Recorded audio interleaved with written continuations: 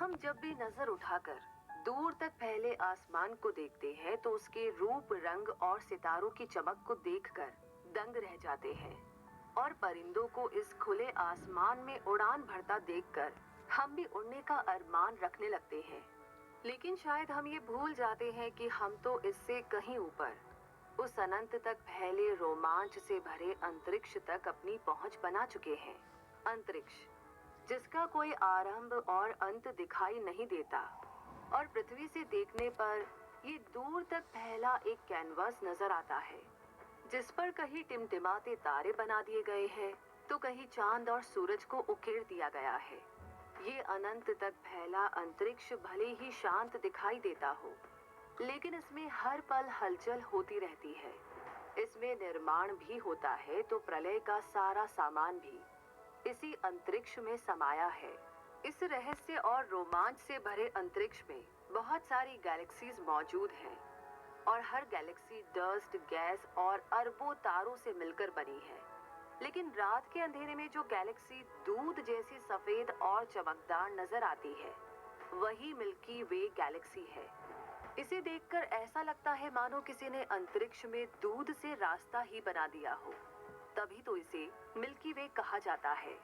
इसे आप हमारी गैलेक्सी भी कह सकते हैं क्योंकि इसी गैलेक्सी में वो सारे तारे मौजूद हैं जिन्हें हम रात के आसमान में निहारते हैं। इसी गैलेक्सी में हमारा सोलर सिस्टम है जिसमें हमारा सूरज और हमारी पृथ्वी मौजूद है। ऐसा नहीं है कि इस अंतरिक्ष में केवल एक ही सोलर सिस्टम है, बल्कि इसके खजाने में हर साल एक नया सोलर सिस्टम मिल ही जाता है। सिर्फ हमारी गैलेक्सी की बात करें तो इसमें भी करीब 100 बिलियन सोलर सिस्टम मौजूद हो सकते हैं। मिल्की वे गैलेक्सी में मौजूद इन बिलियन सोलर सिस्टम में से एक सोलर सिस्टम हमारा है, जिसके केंद्र में सूर्य है जो कि इस सिस्टम का सबसे बड़ा ऑब्जेक्ट है, और इसके चारों ओर 8 प्लैनेट्स यानी कि 8 ग्रह चक्कर लगाते हैं। इस सोलर सिस्टम की उत्पत्ति करीब 4.5 बिलियन साल पहले हुई, जब गैस और धूल के बादल बने। इसके निर्माण में सुपरनोवा की भूमिका रही, जो किसी तारे में होने वाले भयंकर विस्फोट को कहा जाता है। इससे बना बादल जब धीरे धीरे खत्म होने लगा तो उसने सोलर नेबुला का रूप ले लिया, और जैसे ही ग्रेविटी की वजह से नेबुला कोलैप्स हुआ तो ये एक डिस्क में कन्वर्ट हो गया। मटेरियल की इस डिस्क के केंद्र में बहुत ज्यादा दबाव बढ़ने लगा। इस दबाव की वजह से हाइड्रोजन एटम्स ने मिलकर हीलियम का निर्माण करना शुरू कर दिया। ऐसा होने पर बहुत ज्यादा एनर्जी रिलीज हुई और इसी एनर्जी से सूर्य का जन्म हुआ, जो कि सोलर सिस्टम के केंद्र में स्थापित हो गया।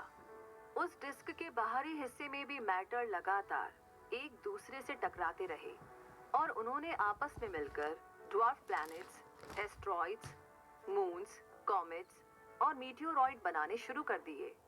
इस तरह पूरे सोलर सिस्टम का निर्माण होता गया, जिसमें सूर्य के अलावा मरकरी, वीनस, अर्थ, मार्स, जुपिटर, सैटर्न, यूरेनस और नेपट्यून नामक 8 प्लैनेट बने।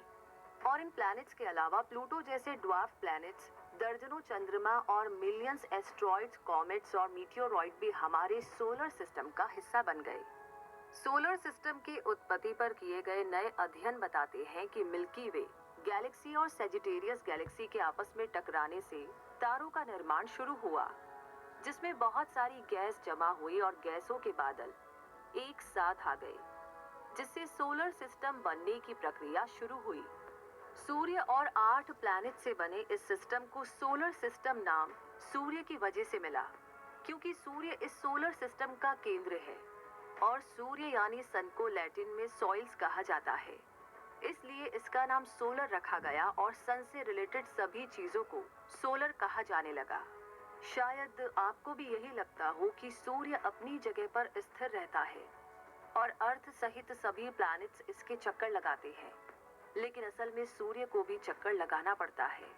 सूर्य मिल्की वे गैलेक्सी के केंद्र के चारों तरफ चक्कर लगाता है और इस चक्कर को पूरा करने में सूर्य और सोलर सिस्टम के प्लैनेट्स को 250 मिलियन साल लग जाते हैं। सोलर सिस्टम में मौजूद 8 प्लैनेट्स हमेशा से एक फिक्स ऑर्डर में ही रहते हैं, यानी मरकरी, फिर वीनस, फिर अर्थ। और इस तरह आठों प्लैनेट्स का ऑर्डर फिक्स है। तो क्या इसका भी कोई कारण है?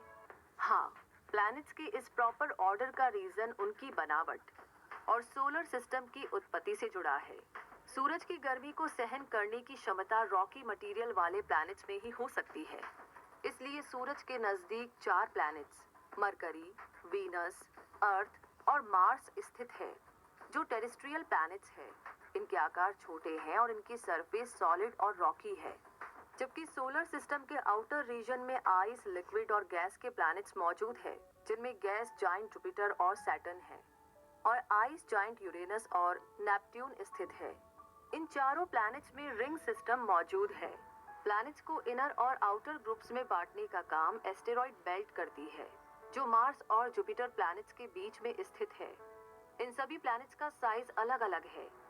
ऐसे में अगर साइज के बेस पर इन प्लैनेट्स का क्रम जाने तो सबसे बड़ा प्लैनेट जुपिटर है, फिर सैटर्न, फिर यूरेनस और नेपट्यून प्लैनेट, जिनके बाद 5वें नंबर पर अर्थ और उसके बाद वीनस, मार्स और मरकरी प्लैनेट्स आते हैं।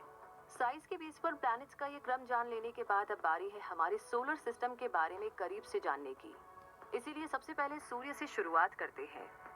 सोलर सिस्टम के केंद्र में सूर्य स्थित है, जो कि अंतरिक्ष के बाकी तारों की तरह ही एक तारा है। मिल्की वे गैलेक्सी में ऐसे 100 अरब तारे मौजूद हैं, लेकिन सूर्य उन सब में विशेष है, क्योंकि यह अर्थ प्लैनेट पर जीवन को संभव बनाता है। इसी के कारण अर्थ पर मौसम, ऋतुएं और जलवायु संभव होती है। ये गैस का गोला सूर्य अर्थ से देखने पर पीला दिखाई देता है, लेकिन असल में ये सफेद रंग का है और अर्थ के एटमॉस्फेयर की वजह से पीला दिखाई देता है। ये सूर्य कितना विशाल है, इसका अंदाजा इस बात से लगाया जा सकता है कि इसमें 1 मिलियन अर्थ समा सकती है। इसका डायमीटर अर्थ के डायमीटर से 109 गुना ज्यादा है और इसका प्रकाश भले ही 8 मिनट में अर्थ पर पहुंच जाता हो, लेकिन इसकी औसत दूरी अर्थ से 150 मिलियन किलोमीटर है, जो कि हम इंसानों के लिए इतनी ज्यादा है कि अगर अर्थ का सबसे तेज दौड़ने वाला इंसान भी सूर्य से अर्थ की ओर आए तो उसे लगभग 450 साल लग जाएंगे। पूरे सोलर सिस्टम के द्रव्यमान का 99.8% केवल इस सूर्य में समाया है और यही है जिसने अपनी ग्रेविटी के जरिए सभी प्लैनेट्स को अपने अपने ऑर्बिट्स में रोक रखा है।